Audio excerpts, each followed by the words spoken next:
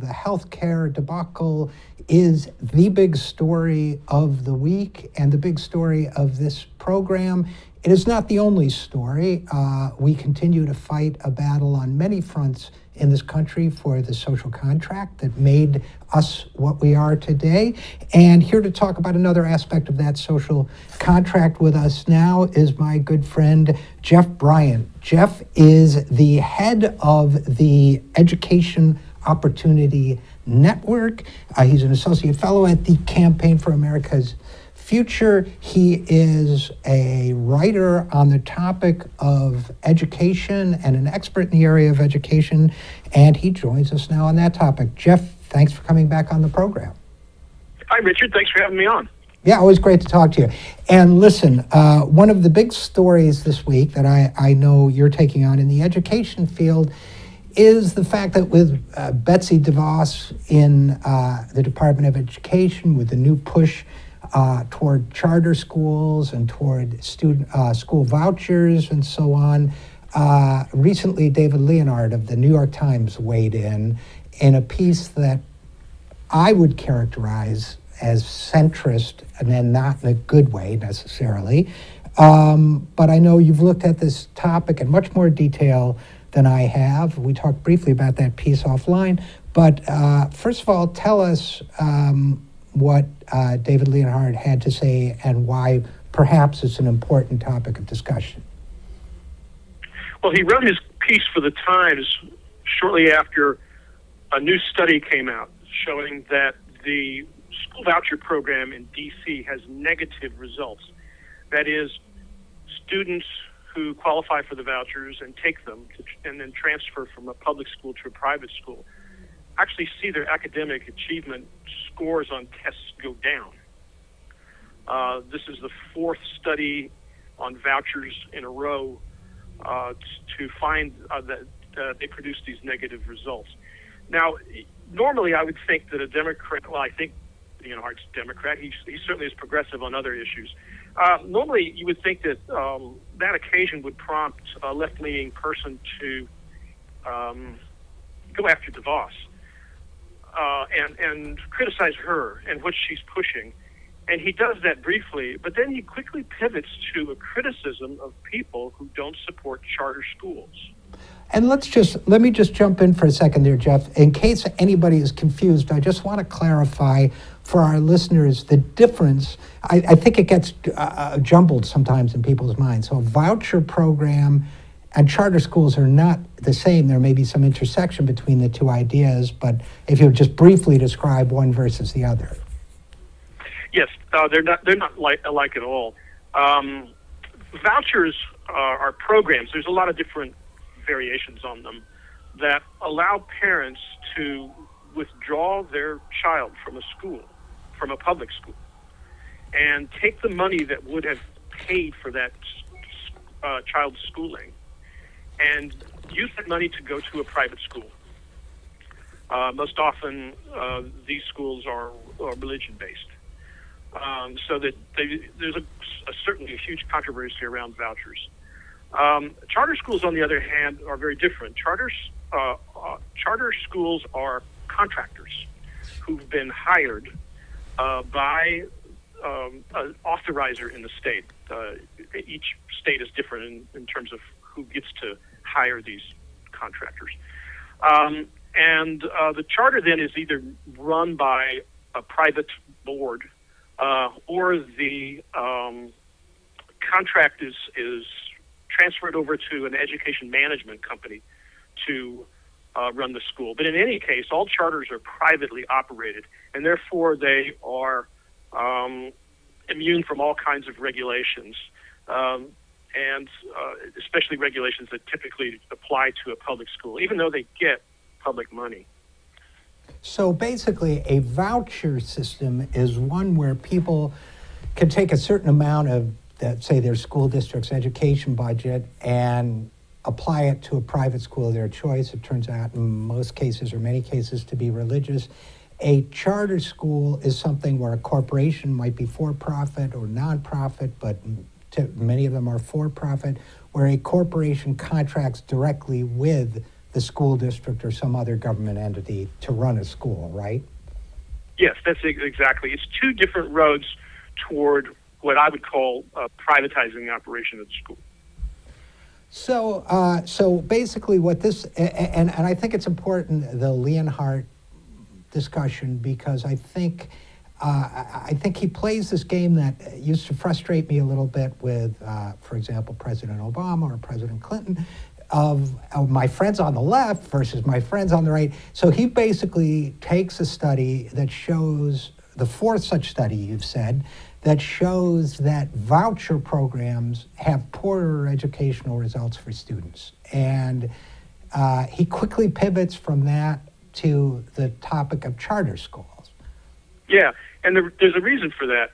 And because for many years, I would say over 20 years, people in the Democratic Party who've been fans of what you would call school choice, that is, having an option to take your kid out of a public school but still get money for it.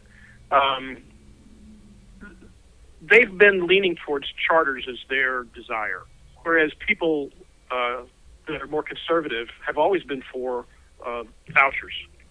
And some time ago, these two factions in the school choice movement united and decided that they would work together. And for many years, the charter people had the upper hand because vouchers were always soundly defeated at the ballot box, and the opinion polls showed that people didn't like vouchers. Charters have always polled well and are now in almost every single state.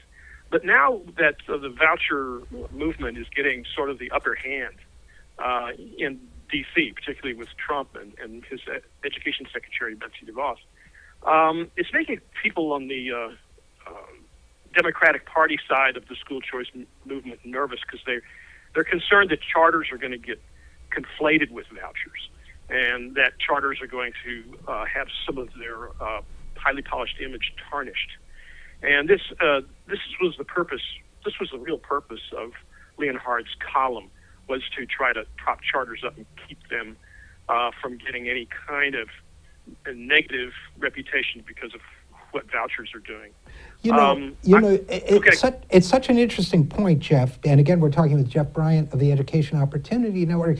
It's such an interesting point because, to me, I hadn't really thought of it in this way, but the charter school movement is, in a sense, a kind of elitist, corporatist, a movement with a lot of Democratic supporters. It makes perfect sense when you explain it that way, whereas the voucher movement tends to be more Republican, perhaps more rural, more evangelical. And now that there is consistent data, and I didn't realize the extent to which they teamed up until you described it, but now that there's solid data showing the problems with the voucher program, now they're saying, well, that's for those people. It seems to be kind of the response on the part of the charter school crowds. But one of the reasons, as you know, Jeff, but I'll tell the audience now, as soon as I read the Leonhardt column, I wrote you. I thought, yeah, gotta flag this for Jeff Bryant. You were already on it and writing about it.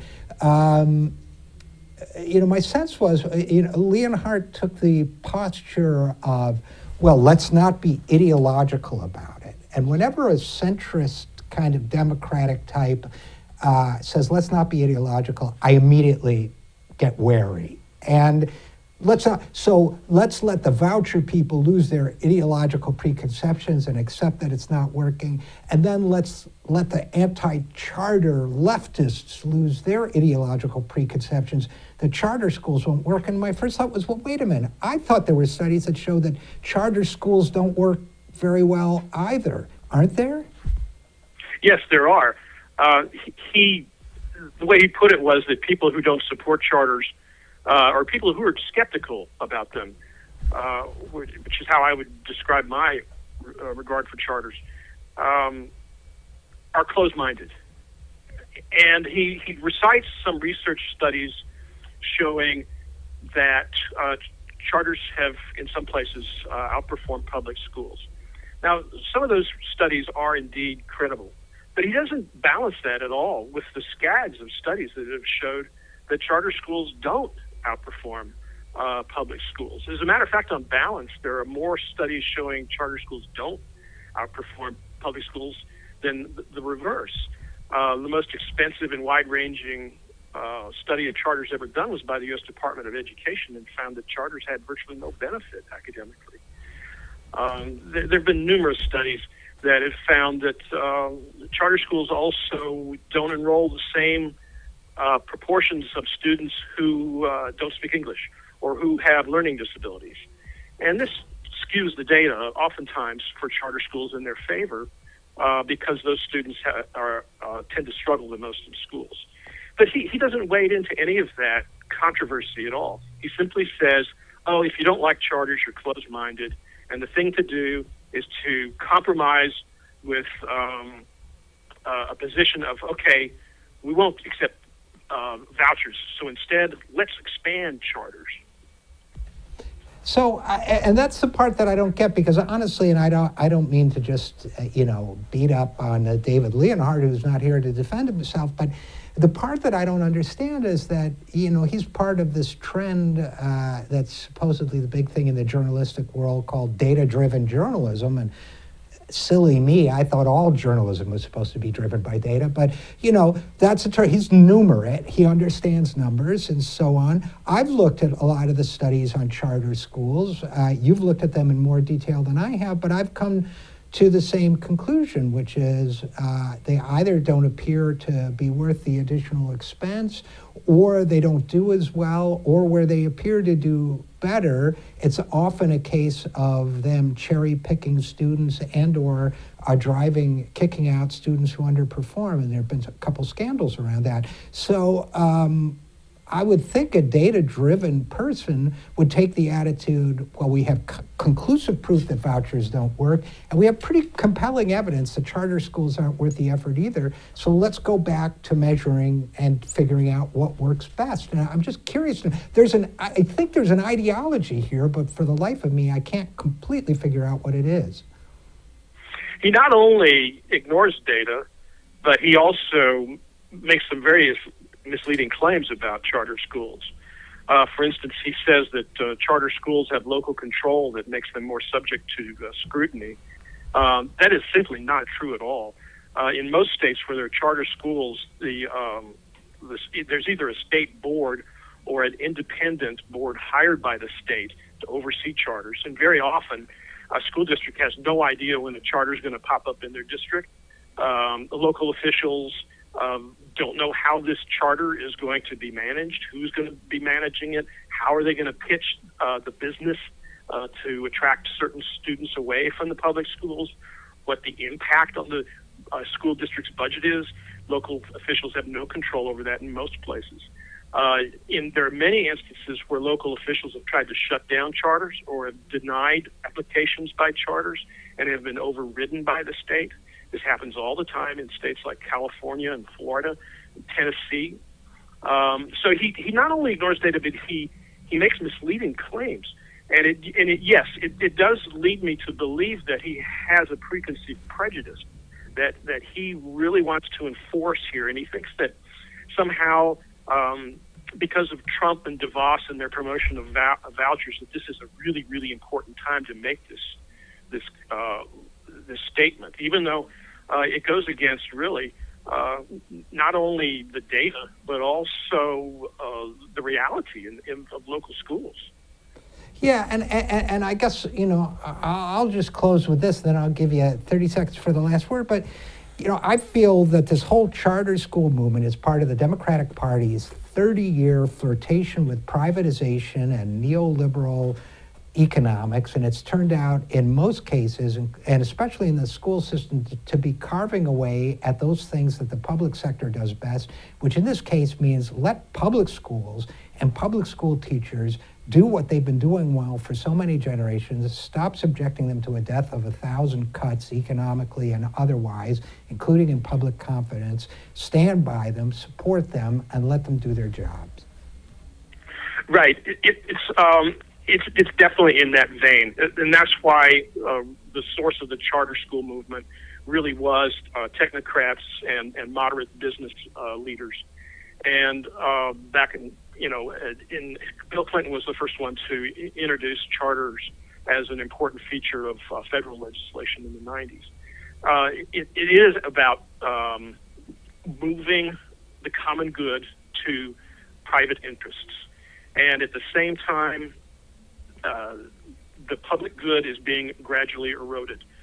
Charter schools have dramatic negative financial impacts on local schools. And now some school districts are facing financial insolvency because of the impact of charter schools. So, okay, we'll have to leave it there, but stop monetizing our kids is my final word on that. Jeff Bryant, Director of the Education Opportunity Network, as always, good to talk to you, and thanks for coming on the show. Thanks again, Richard.